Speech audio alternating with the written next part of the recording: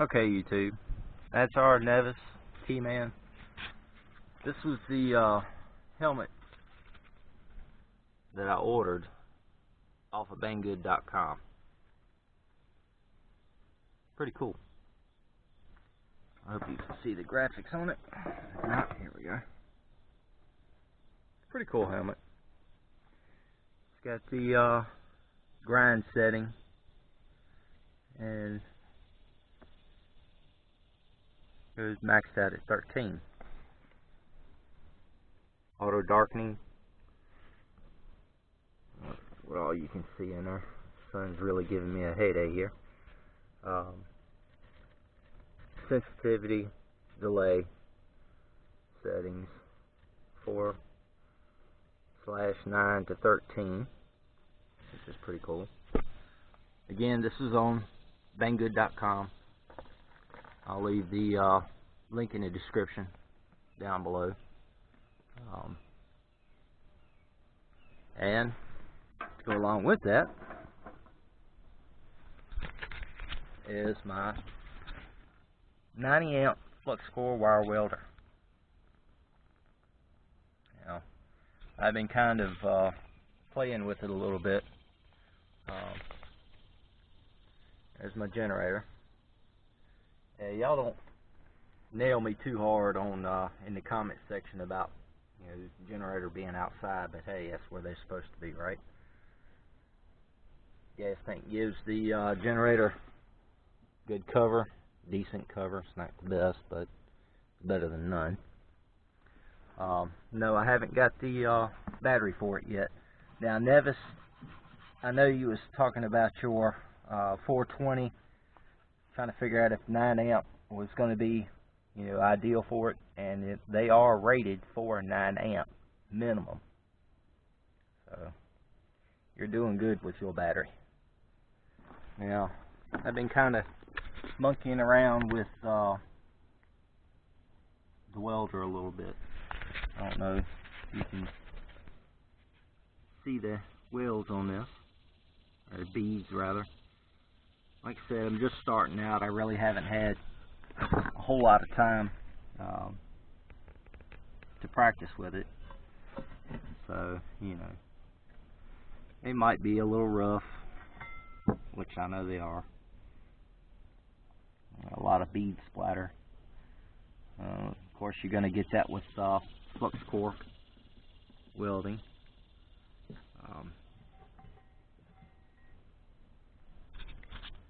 But this will give you an idea of where I'm starting out at. I'm no professional welder by no means. This is, like I said, my first welder, so I got a lot of time to practice in the near future, as long as it doesn't rain like it has been for the last couple of days. Now, some of you may wonder what this was off of. This was off the Murray. Unfortunately, sad things do happen occasionally. What I was attempting to do, thank you, Mother Nature. What I was attempting to do was move the brake rotor so I can put my brake caliper, master cylinder, and all of that mounted to the Murray. That way I can have some brakes. But the bearing itself was froze to the axle. No big surprise. I think this was a 2004-2005 model Murray kilowatt. It was never taken care of completely. Set out in the rain all the time, which I can't say nothing at the moment. That's where mine's sitting at, for lack of place to put it at the moment. So don't despair. I'm going to be working on that part too. So we'll see how that goes a little bit later. Now, the one thing that I did like about the kilowatts, the Murray company themselves, when they put out most, I'm not going to say all, but most of their go-karts, they did include a sprocket guard on their units, which comes in quite handy. especially on the off-road, because who wants to go out, out in the woods and wind up bashing, a sprocket on a rock or something like that, and they're down until they get a new sprocket in place. So what I'm going to do is, I had to get this off of here, I had to use my grinder and pretty much cut everything in half so I can get it off. But I took my welder and kind of filled in the cut that I did with the grinder on the cutoff wheel. And you see right here, I hit that with the cutoff wheel on the grinder. I'm going to attempt to fill that in. I did a couple of them, just goofing around. Right here was a couple of places that I hit with the cutoff wheel. But Nevis, I know you and Atsar, T-Man, I know y'all do a lot of welding. There's probably a lot of people out there that do a lot of welding. Give me a heads up, let me know what's going on. A few pointers. Hey, I'm always open to suggestions, so you know how I am. If you don't want to leave it in the comment section or whatever, T-Man, Atsar, Nevis, y'all have my Facebook page. Somebody's got a nice sounding motor. Anyway, I'm going to fire up the Jenny and turn the welder on and see what I can do with that right there, about filling it in. Like I said, this is for practice, so anyway, I'll see y'all in a few minutes. Now, before I do anything, let me show you how easy to start this one is. This one is. I'm not using a battery, as you can see, no battery there. So, turn it on.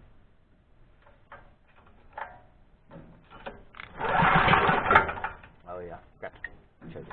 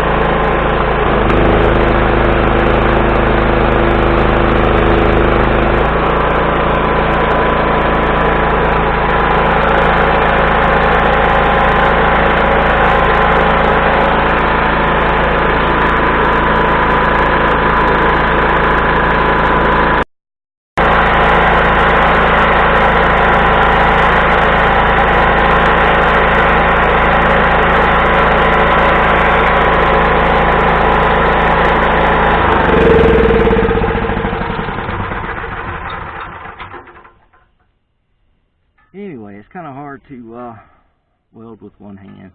A little easier to weld with two.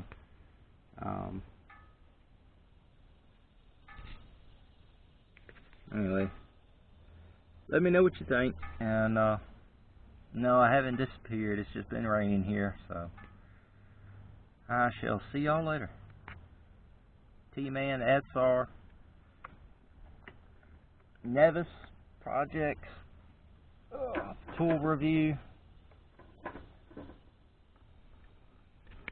Shot 1500.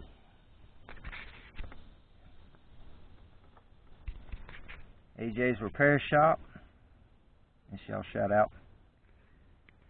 Nevis, thank you again. Y'all enjoy and have fun. Oh, before I go, I got one more thing to show you. Well, this is what I wanted to show you. Yeah, I know it looks a little rough, but it works good. I just need to order some new boots. I think I've seen some on eBay for about $15 to $20. If y'all don't know what this is, a lot of you do. This is a go-kart rack and pinion. Used for the steering. I got kind of lucky. These things usually run in the neighborhood of $100 to $250 depending on the unit you get. But lucky for me, I've got A-arms. Shock's not really in the best of shape, so I'll probably have to buy some of those. I got the steering.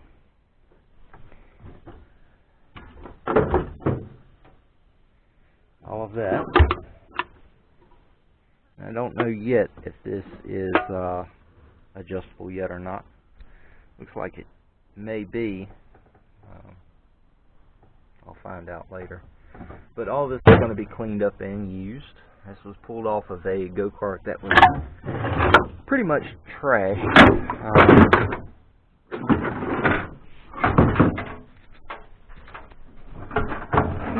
don't know if y'all can see that or not. But